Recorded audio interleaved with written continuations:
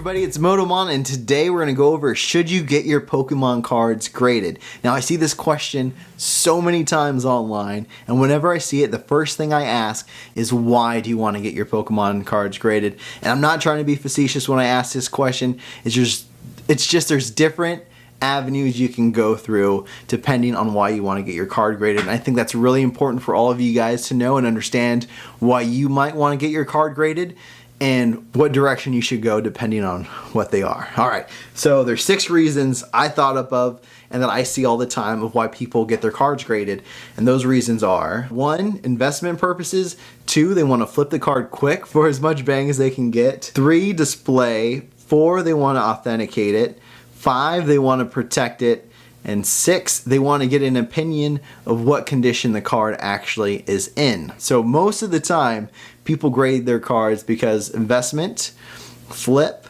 or authenticate, all right?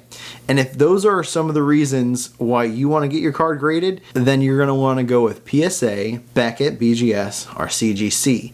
Now, if you go this direction, these grading companies, they're the most accepted in the Pokemon community, they're going to have the biggest returns, and they're going to be the most expensive, and they're going to take the longest for you to get them back unless you're going to pay a super high premium. And I'm talking like, I think it was like $140 to receive my card in like a month PSA right now, and they're just starting to lower the prices, and Beckett and CGC are pretty close to around that amount at this moment you're watching the video. Now say none of those reasons really intrigue you, and you just want to grade your card because you want to display it in this awesome slab.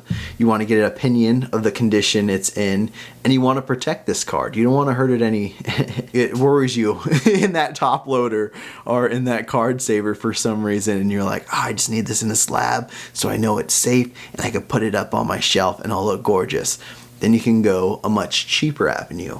Now, once PSA and Beckett and CGC raised their prices and it took forever to get those cards back, a bunch of other companies were like, oh, we can fill this space. And they're like, we can grade cards, okay? Now, me and Angry Weedle, we made this video like a month or 2 ago. Maybe it was way longer, I can't remember. And we went over a bunch of Pokemon grading companies. Now, a lot of the third-party companies, they look pretty crappy. One that we did like was PCS. I believe it's like Paradise Card Services, and they're located in Guam, and because they're on this island in Guam, it's hard for a lot of people to send them off to PSA. So this guy was like, hey, I wanted to start a grading company over here, and he also got tired of seeing people get put down for grading their little Weedles and the cards that meant a lot to them but weren't necessarily going to be worth a lot of money. So his grading company is to put them into slabs so they look awesome to be displayed, to protect them, and to give an opinion of her grade. He openly says, and this is very important, that this isn't for, you know, a crazy investment. The 10 in PCS is not going to equal a 10 in PSA, and that's also very important for everybody to know when they use these companies, because I've seen this on Facebook, and it hurt my heart, man, because I don't like to see people get screwed over.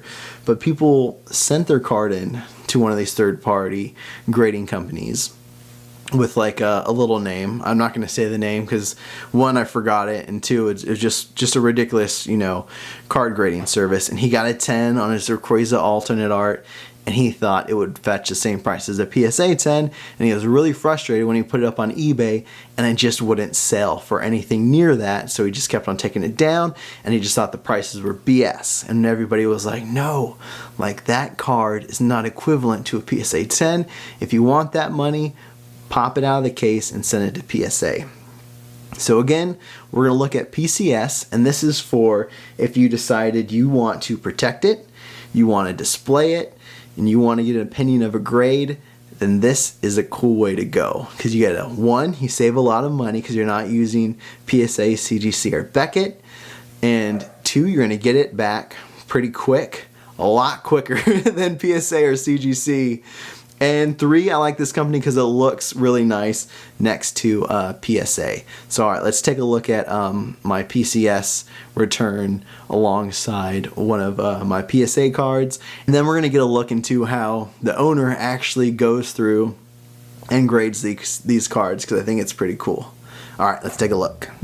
All right, boom, we're at the table, and these are the cards that I got graded from PCS.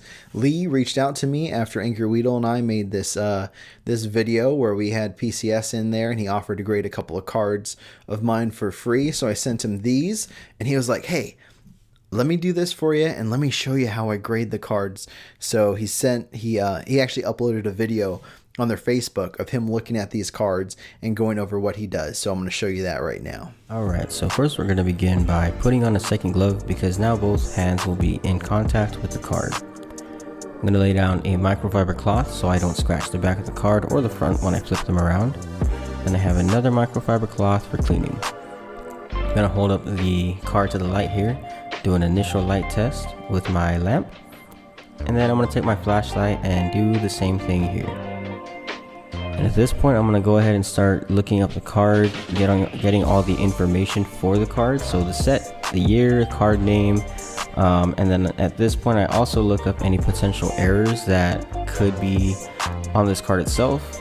I do use 4 different websites for the error list, and I just kind of make sure I go through all 4 and make sure that there's nothing crazy on any one of those sites. My camera battery ended up dying at this point, but another thing I did here was I looked at the card for any kind of artificial trimming or artificial coloration just to make sure it wasn't tampered with the original quality. Now I'll go ahead and grab my centering tool and the centering tool guide, which has all the scores on it, all the different ratios, and what determines what grade. So I'm going to measure the top and bottom of the front side, left and right of the front side, and then we'll go ahead and flip the card around and do the same thing on the back side. Alright, now that that's done, I'm going to take an initial look at the surface just to see if anything pops out at me, and we'll start taking a closer look under the microscope. So under the microscope, I'm just looking for any kind of surface defects, basically anything that makes the card not perfect. The card will start at a 10, and then as I find defects, the card will go down in accordance with those defects. I also take an initial look at the corners and edges of the card, both with my eyes and with 3 other pieces of equipment, before I move on to checking it under a closer magnification. And now all there is left to do is to create the labels, print them, and get this thing under the welder. Alright, so now let's take a better look at these cards now that they're all slabbed up, and I'm going to show you what I like about them. So the first thing that you can see as we look at this Venusaur is that they all come with subgrades, which is really cool. The subgrades are something that BGS and CGC do if you pay a little bit extra. Now, it's actually built into the price of the PCS grading, so I think that's really awesome. He sent me a PDF of the grading form, so I'll put that up here, and I'll let you know if you want to wait 35 business days and you send in a minimum of 15 cards, you can get each card graded and slabbed up for $10, which I think is pretty awesome. Now, the most expensive one that I saw, it's $35 a card, and that's for 2 business days. For a company like this, I can't imagine paying $35, but I think $10-15 for something like this, for again, the protection, the display, the opinion of a grade, $10-15 if that's what you want. I think that's actually a pretty cool deal with all the things that it comes with. Now let's look at this card right next to a PSA version. So this is the base set version, so it's a little bit different than the Generations version, but we can see how the slab is like the exact same slab. The PSA is going to have the PSA sticker right there, and it's going to have the logo there and there, but besides that, they go together really nice next to each other, I think, in my opinion. There's also different colors for these labels that he puts on different ones. I chose the Venusaur for a couple reasons. I think the green looks really nice with it. But something that we're going to see right here as well is that he actually put the qualifier of hollow bleed on the back.